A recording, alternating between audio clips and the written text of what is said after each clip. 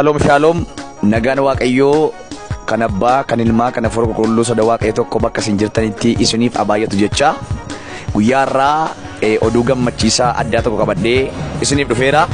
Ani maqaan koo Raajii Ibsaa Solomoon kanan jedhamu hundeessaaf abbaa mul'ataa waldaa ulfina waaqayyoo jiraataa magaalaa Mattuuti. Egaa guyyaa irraa misraachooni qabadhee fuula keessan dura dhufee waldaan keenya waldaan ulfina waaqayyoo jiraataa addunyaalessaa magaalaa Mattuu hundeeffama ishee waggaa lammaffaadhaa wajjin wal qabsiisee konfiraansii hafuuraa guddaa fi yeroo galateeffannaa addaa isiniif qopheessitee jirti.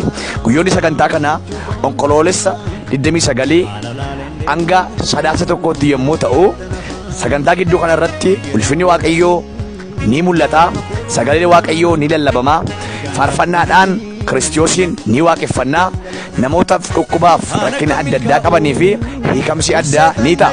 Akkasumas namni nu baay'ee jaallannuuf baay'ee kabajnu Raajii Elsaa Addisuu nu gidduutti argamtee nu tajaajilti.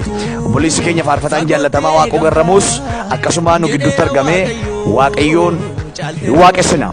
Kana duwwaa osoo hin taane tajaajiltoonni waldattis gara biraa akkasuma keessummoonni hedduun affeeramanii jiru.